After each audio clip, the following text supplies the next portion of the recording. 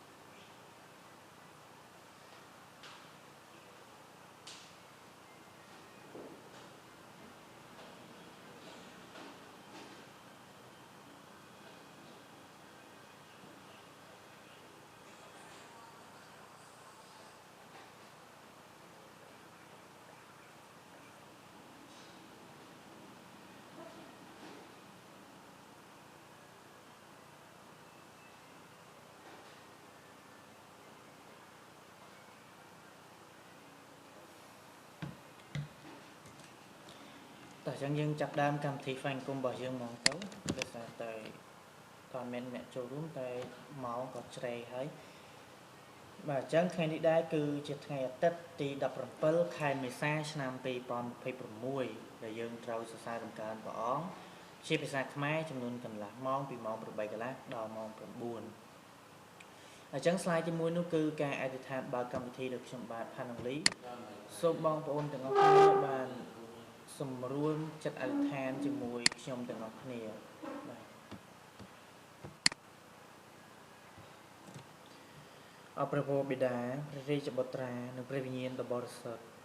អរព្រះម្ចាស់អើយក៏សូមអរព្រះគុណទ្រង់ដែលព្រះអង្គបានអនុញ្ញាតឲ្យកូនមកក្នុងព្រះវិហារដើម្បីមានឱកាសក្នុងការសរសើរដំណើរទ្រង់នៅថ្ងៃនេះព្រះម្ចាស់ក៏សូមអរព្រះគុណទ្រង់ដែលព្រះអង្គបានបង្កើតនៅរបស់គ្រប់បែបយ៉ាងនៅលើផែនដីសម្រាប់ឲ្យកូនបានរស់នៅដោយមានវត្តមានរបស់ព្រះអង្គក៏សូមអរព្រះគុណទ្រង់ដែលព្រះអង្គបានតែងតែផ្ដល់ឲ្យនៅអ្វីៗគ្រប់បែបយ៉ាងទាំងជីវិតទាំងដង្ហើមនិងអ្វីៗគ្រប់សពដែលព្រះអង្គបានប្រទានឲ្យក៏សូមអរព្រះគុណនិងសូមកោតស្ញើសរសើរចំពោះព្រះស្នាព្រះហស្ថរបស់ព្រះអង្គអរព្រះម្ចាស់អើយសូមឲ្យព្រះអង្គបានគង់នៅកណ្ដាលចិត្តរបស់ពួកទូបង្គំកុំឲ្យទូបង្គំម្នាក់ណា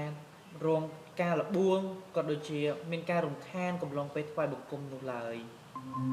សូមព្រះអង្គបានប្រទានពរឲ្យកូនទាំងអស់គ្នាបានមានសុខភាពល្អមានប្រាជ្ញាវាងវៃនឹងដើរទៅតាមគន្លងរបស់ទ្រង់គ្រប់ពេលវេលាមិនថាកូនទៅទីឆ្ងាយទីជិតក្តីសូមឲ្យវត្តមានរបស់ព្រះអង្គបានគង់នៅកណ្ដាលចិត្តរបស់ពួកទូបង្គំអរព្រះម្ចាស់អើយត្បិតកូនទាំងអស់គ្នាជាមនុស្សមានបាបដូច្នេះហើយសូមឲ្យព្រះអង្គបានអត់ឱនទោសនៅអំពើបាបដែលកូនបានធ្វើខុសចំពោះទ្រង់ដោយចេតនាក្តីនោះដែលអចេតនាក្តីនោះសូមឲ្យព្រះអង្គបានលុបលាងកំហុសទាំងអស់នោះនិងកែប្រែកំហុសទាំងអស់នោះឲ្យคล้ายទៅជាការល្អឡើងវិញសម្រាប់ជីវិតរបស់កូនផងដែរសូមឲ្យកូនម្នាក់បានយកនៅបទបញ្ញត្តិរបស់ព្រះអង្គយកច្បាប់របស់ទ្រង់ដាក់នៅក្នុងក្រអៅបេះដូងកូនគ្រប់ពេលវេលាកុំឲ្យកូនម្នាក់ណាដើរធ្លាក់ទៅក្នុងសេចក្តីល្បួងក៏ដូចធ្លាក់ទៅជ្រុះនៃអរិយសាតាំងនិងវិញ្ញាណអាក្រក់ផ្សេងនោះផងដែរអរព្រះម្ចាស់សូមឲ្យព្រះអង្គបានដាស់តឿនហៅដែលអ្នកគាត់មិនបានចូលរួមនៅថ្ងៃនេះឲ្យគាត់នឹកចាំអំពីថ្ងៃអាទិត្យដែលត្រូវចូលព្រះវិហារដើម្បីសរសើរដំណើរព្រះអង្គដើម្បីច្រៀងថ្វាយទៅកាន់ព្រះអង្គសូមឲ្យគាត់ទាំងអស់គ្នាបាននឹកចាំអំពីថ្ងៃនោះផងដែរអរម្ចាស់អើយសូមឲ្យព្រះអង្គបានប្រទានពរឲ្យកូនទាំងអស់គ្នាបានជោគជ័យនៅការងារក៏ដូចជាការសិក្សារបស់ពួកកូនព្រមទាំងមានសុខភាពល្អមានវត្តមានព្រះអង្គគង់ជាមួយព្រះម្ចាស់សូមព្រះអង្គប្រទានពរអ្នកដឹកនាំនៃព្រះវិហារណាស្ដេច Elder Reverend ក៏ដូចជា Pastor និងក្រុមគ្រួសារសូមឲ្យគាត់ទាំងអស់គ្នាមានប្រកបទៅដោយប្រាជ្ញាមកពីព្រះអង្គមានសុខភាពល្អសូមឲ្យគាត់ដឹកនាំព្រះវិហារឆ្ពោះទៅរកភាពល្អប្រសើរផងដែរសូមព្រះអង្គប្រទានពរនិងរៀបចំនៅប្រាក់ដើម្បីសាងសង់ព្រះវិហារដ៏ធំមួយនៅទីក្រុងភ្នំពេញក៏ដូចជាមន្ទីរពេទ្យនិងដមនិស្សិតផ្សេងសូមព្រះអង្គបានសម្រេចកិច្ចការទាំងអស់នោះ បងម្ចាស់អើយក៏សូមថ្វាយការអធិដ្ឋានទាំងអស់នេះថ្វាយផ្ដាច់ក្នុងព្រះនាមដ៏គូបំផុតគឺព្រះនាមព្រះយេស៊ូវគ្រីស្ទអាមែនបាទយើងសូមអរគុណយើងដល់ slide បន្ទាប់គឺយើងច្រៀងនៅបទចម្រៀងមួយបទទៀតចា៎សូមបិទសំឡេង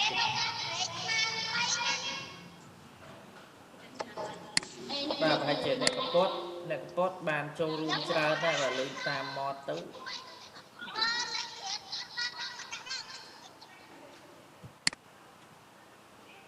តើអញ្ចឹងយើងដល់ slide បន្ទាប់នោះយើងច្រៀងនៅបទចម្រៀង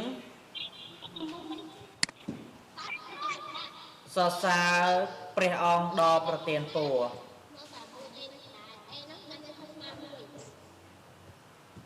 បាទអ្នកកពតឮបងនិយាយអូនHello បងអ្នកកពតយកឡាយអេឈួរអត់និយាយតគ្រូអត់ទេអត់ឮបាទតើអញ្ចឹងយើងជិតដល់ចម្រៀងមួយបទទៀតយើងសូមដេញស្ងាត់ទាំងអស់គ្នាដើម្បីយើងច្រៀងសរសើរដំណើរព្រះអង្គទាំងអស់គ្នាបាទសរសើរព្រះអង្គដ៏ប្រទានយើងសិភពពខៀវទំព័រលេខ22សិភពពខៀវទំព័រលេខ22សរសើរព្រះអង្គដ៏ប្រទានពរ Praise God from whom all blessing flow បាទអញ្ចឹងយើងសូមអញ្ជើញច្រៀងទាំងអស់គ្នាខ្ញុំរាប់ជូនពី1ដល់14 1 2 3 4សរសើរព្រះអង្គដ៏ប្រទានពរអូពូស្ថានសួគ៌សរសើរនោះគួរអអ្នកផងនៅគ្រប់ទាំងនគរចូលឡើងសរសើរព្រះអង្គម្ចាស់សួគ៌អាមែនបាទយើងច្រៀងមួយបទទៀតបាទព្រះទ្រង់ល្អណាស់សៀវភៅពណ៌បៃតងទំព័រលេខ15សៀវភៅពណ៌បៃតងទំព័រលេខ15ព្រះទ្រង់ល្អណាស់ God is so good ឲ្យតែបានចូលរួមបាទព្រះអង្គនឹងទានពរខ្ញុំរាប់ជូនពី1ដល់4យើងច្រៀងទាំងអស់គ្នា1 2 3 4ព្រះទ្រង់ល្អណាស់ព្រះទ្រង់ល្អណាស់ព្រះទ្រង់ល្អណាស់ទ្រង់ល្អណាស់ដល់ខ្ញុំស្រឡាញ់ទ្រង់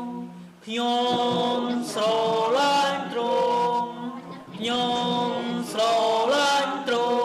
ង់ទ្រង់ល្អណាស់ដល់ខ្ញុំអាមែនអញ្ចឹងដល់ slide បន្ទាប់យើងអានការអានព្រះគម្ពីរការព្រះគម្ពីរទំនុកដំកើងចំពោះ23ខ1ដល់ខ6ជាដំបូងខ្ញុំសូមអានជូនសិនចំណងជើងនោះគឺព្រះជាអ្នកគង្វាលរបស់ខ្ញុំខ1ព្រះយេហូវ៉ាជាអ្នកគង្វាលរបស់ខ្ញុំមិនខ្វះអ្វីសោះឡើយខ2ព្រះអង្គទ្រង់ឲ្យខ្ញុំដេកសម្រាកនៅលើស្មៅខៀវខ្ចីព្រះអង្គទ្រង់នាំខ្ញុំទៅរកក្បែរទឹកស្ងប់ស្ងាត់ខ3ព្រះអង្គទ្រង់ធ្វើឲ្យព្រលឹងរបស់ខ្ញុំបានដូចដើមវិញព្រះអង្គទ្រង់នាំខ្ញុំទៅផ្លូវនៃសេចក្តីសុចរិតដោយយល់ដល់ព្រះនាមរបស់ព្រះអង្គ4ទោះបីជាទូបង្គំដើរក្នុងជ្រលងភ្នំស្រមោលនៃសេចក្តីស្លាប់ក៏ដោយក៏ទូបង្គំមិនខ្លាចមហន្តរាយឡើយបិទព្រះអង្គគង់នៅជាមួយទូបង្គំដំបងនឹងឈើច្រត់របស់ព្រះអង្គកំសាន្តចិត្តទូបង្គំខ5ព្រះអង្គរៀបតុអាហារនៅមុខទូបង្គំនៅចំពោះសត្រូវរបស់ទូលបង្គំព្រះអង្គលេបប្រេងលើក្បាលទូលបង្គំបែងទូលបង្គំក៏ពេញហោហៀខ6ប្រកាសជាសេចក្តីល្អនិងសេចក្តីស្រឡាញ់ឥតប្រែប្រួលនឹងដេញតាមខ្ញុំក្នុងអស់ទាំងថ្ងៃនៃជីវិតរបស់ខ្ញុំ ហើយខ្ញុំនឹងរស់នៅក្នុងដំណាក់របស់ព្រះយេហូវ៉ារហូតអកលជានិច្ចអាមែនអញ្ចឹងអ្នកគាត់មានអ្នកអានព្រះគម្ពីរបាទសូមអញ្ជើញមកមានអ្នកអានសូមអញ្ជើញអានឲ្យលឺមានអ្នកមកអីមែនណាគេចូលមែនណាគេ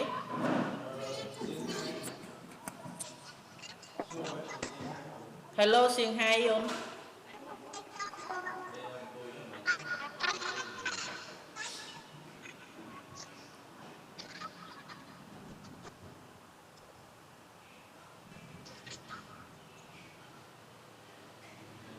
ព្រះជាអ្នកគង់វេរបស់ខ្ញុំ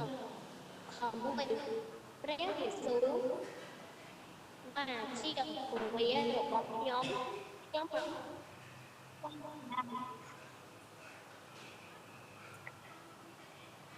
ខពីព្រះអង្គទ្រង់ឲ្យ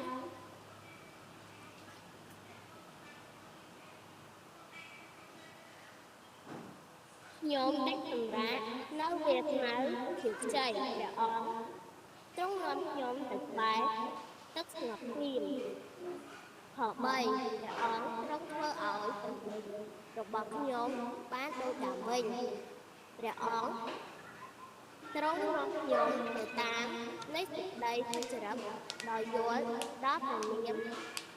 របស់ព្រះអង្គខ4ទោះបីជាទូលបង្គំដើរក្នុងជ្រលងភ្នំស្រមោលនៃសេចក្តីស្លាប់ក៏ដោយក៏ទូលបង្គំមិនខ្លាចមហន្តរាយ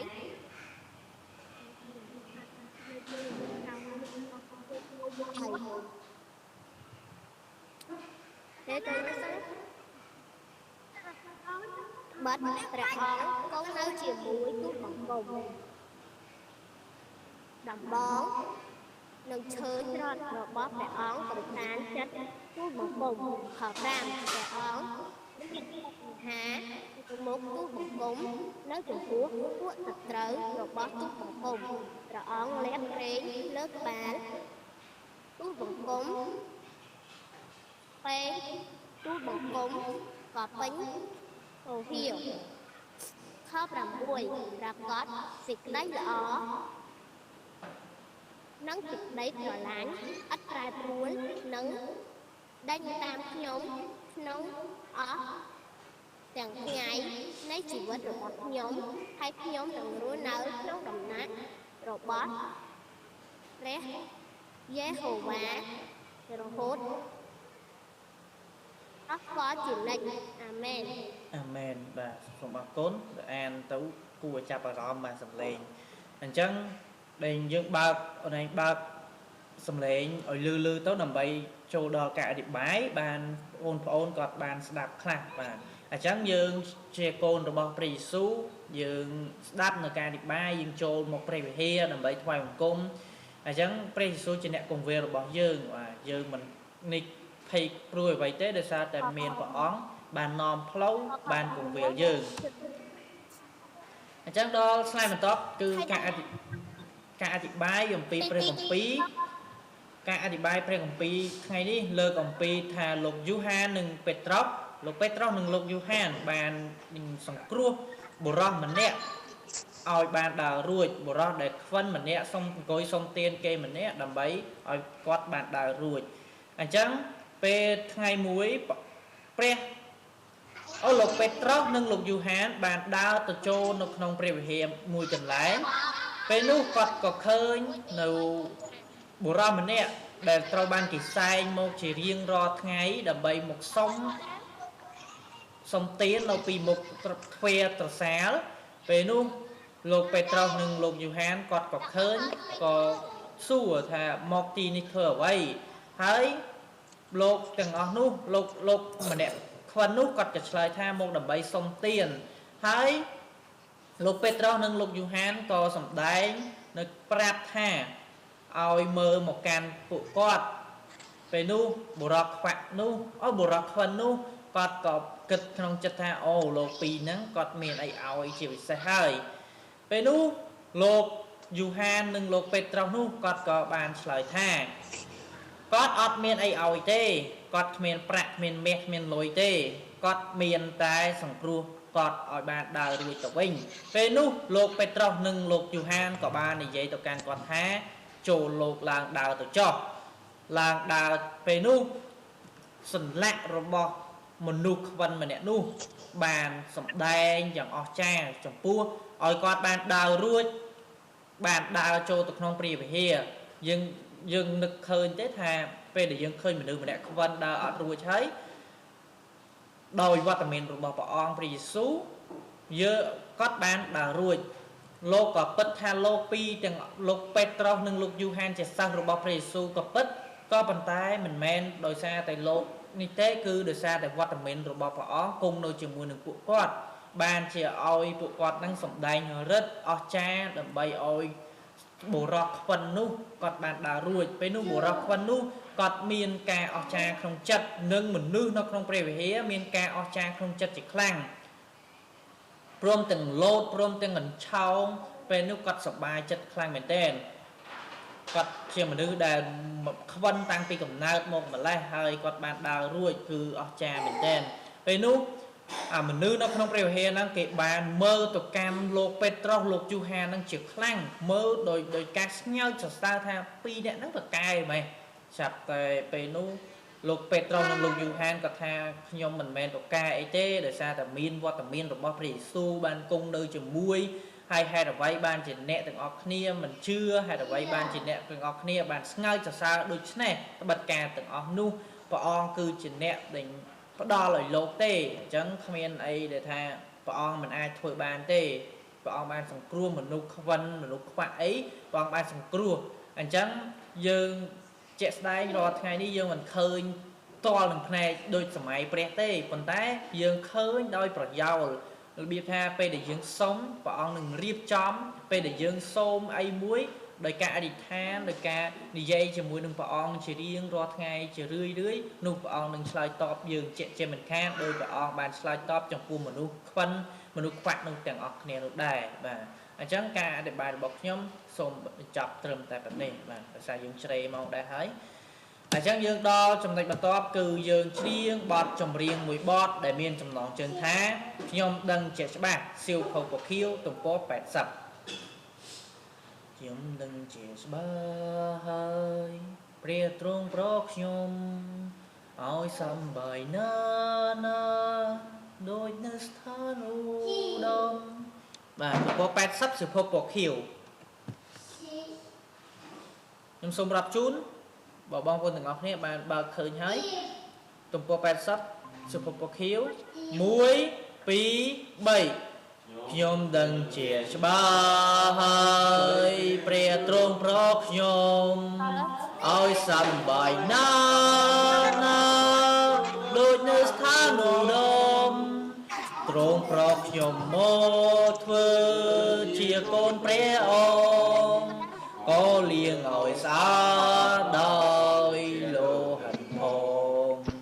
នេះជារឿងខ្ញុំថ្លែងនេះបទខ្ញុំច្រៀងនឹងលើកព្រះយេស៊ូវដ៏ជាឧត្តមនេះជារឿងខ្ញុំថ្លែងនេះបទខ្ញុំច្រៀងសរសើរព្រះយេស៊ូវដែលសង្គ្រោះខ្ញុំចូលពេញទីចិនខ្ញុំអូណាមានការជាស្ដែងលោកដែលខ្ញុំឃើញយ៉ាងច្បាស់ក៏លឺដំណឹងថាព្រះអង្គប្រោសដោយមានព្រះハតីស្រឡាញ់សំដងនេះជារឿងខ្ញុំថ្លែងនេះបទខ្ញុំច្រៀងនឹងលើកព្រះយេស៊ូវដ៏ជាឧត្តមនេះជារឿងខ្ញុំថ្លែងនេះបទខ្ញុំច្រៀងសរសើរព្រះយេស៊ូវដែលសង្គ្រោះខ្ញុំអាមែនបាទអញ្ចឹងយើងដល់ចំណុចបន្ទាប់ស្លាយបន្ទាប់គឺលំនាំសេចក្តីអធិដ្ឋាននៃព្រះអង្គម្ចាស់ខ្ញុំសូមរាប់ជូនពី1ដល់3យើងអានទាំងអស់គ្នា1 2 3 អោព្រះវរបិតានៃយើងខ្ញុំដែលគង់នៅស្ថានសួគ៌អើយសូមឲ្យព្រះនាមទ្រង់បានបរិសុទ្ធសូមឲ្យព្រះរាជទ្រង់បានមកដល់សូមឲ្យព្រះハរតីទ្រង់បានសម្រេចនៅផែនដីដូចនៅស្ថានសួគ៌ដែរសូមប្រទានអាហារដែលយើងខ្ញុំត្រូវការនៅថ្ងៃនេះសូមអត់ទោសនៅសេចក្តីកំហុសរបស់យើងខ្ញុំដូចជាយើងខ្ញុំបានអត់ទោសដល់អស់អ្នកដែលធ្វើខុសនឹងយើងខ្ញុំដែរសូមកំណំយើងខ្ញុំទៅក្នុងសេចក្តីល្បួងឡើយតែសូមប្រោយើងខ្ញុំរួចពីសេចក្តីអាក្រក់វិញបាត់ត្រេកព្រះចេស្តានិងសេរីល្អជារបស់ផងទ្រង់នៅអកលជានិច្ចអាមែនសេរីល្អជារបស់ព្រះផងអកលជានិច្ចបាទអញ្ចឹងយើងដល់ចំណុចបន្ទាប់មានពន្លឺនៅក្នុងចិត្តខ្ញុំសប្តាហ៍ថ្ងៃសិភពពខៀវទំព័រលេខ130មានពន្លឺខ្ញុំសមានពន្លឺនៅក្នុងចិត្តខ្ញុំសំជាពន្លឺរងរឿងដំនៅលើជាថ្ងៃលើនៅខាងក្រៅគឺសុខលឺไม่เชื่อมันจะไม่บ้านមានពន្លឺក្នុងចិត្តខ្ញុំសប្ថ្ងៃជាពន្លឺរុងរឿងឧត្តមលោកលើជាថ្ងៃនៅលើមេឃខ្លាំងក្រៃព្រះយេស៊ូវភ្លឺមកខ្ញុំអូខេយកប្រាប់ជូនពី1ដល់4សូមបងប្អូនទាំងអស់នេះច្រៀងលឺទាំងអស់គ្នា1 2 3 4មានពន្លឺភ្លឺក្នុងចិត្តខ្ញុំសប្ថ្ងៃជាពន្លឺរុងរឿងឧត្តមនោះគឺជាថ្ងៃនៅលើមេឃខ្លាំងក្រៃព្រះយេស៊ូវភ្លឺមកខ្ញុំមានពន្លឺភ្លឺក្នុងចិត្តខ្ញុំហើយកាលព្រះយេស៊ូវទ្រង់យកយាងមកសព្វឋាននោះប្រលឹងខ្ញុំហើយពន្លឺចិនមានបទភ្លេងលើក្នុងចិត្តខ្ញុំសប្ថ្ងៃជាបទច្រៀងសរសើរព្រះអង្គហើយព្រះយេស៊ូវទ្រង់ក៏នឹកស្រមៃពីបងមិនចេះច្រៀងផងមានពន្លឺភ្លឺក្នុងចិត្តខ្ញុំហើយកាលព្រះយេស៊ូវទ្រង់យាងមកសន្តាននោះប្រលឹងនៃខ្ញុំអលំហើយដោយពន្លឺស្ថិតនៅក្នុងចិត្តអាមែនបាទអញ្ចឹងយើងចប់ហើយកម្មវិធីស្វែងគុំរបស់យើងហាឡេលូយ៉ាហាឡេលូយ៉ាអាមែនបាទអញ្ចឹងសូមបងប្អូនទាំងអស់គ្នាបើកកាមេរ៉ាទាំងអស់គ្នាបាទអ្នកកពតបានលើបងនិយាយទេអូនបាទលើយើងបើកកាមេរ៉ាចេះបើកអត់ចេះបើកកាមេរ៉ាអត់យើងចុចឲ្យកន្លែងវីដេអូអូខេដាក់ឲ្យមើលមុខទាំងអស់គ្នាបាទអូខេសូមមើលមុខបាទអូមានអ្នកឡើងឈរមានអ្នកអូសេសបាទអញ្ចឹងរៀនទាំងអស់គ្នាទៅបាទមានអ្នកបរិញ្ញាមានអ្នកអីហើយអ្នកអានមិញថ្នាក់ទីម៉ានហើយទី6អូខេល្អបាទចេះបាទពូកែបាទអញ្ចឹងយើងចាប់ត្រឹមតែប៉ុណ្នេះហើយបងប្អូនទាំងអស់គ្នានាំគ្នាសិក្សារៀនទៅខ្ញុំសូមជម្រាបលាបាទសូមព្រះប្រទានពរនិងសូមមានសុខភាពល្អបាយបាយអ្នកទាំងអស់គ្នាបាយបាយបាយបាយបាយបាយ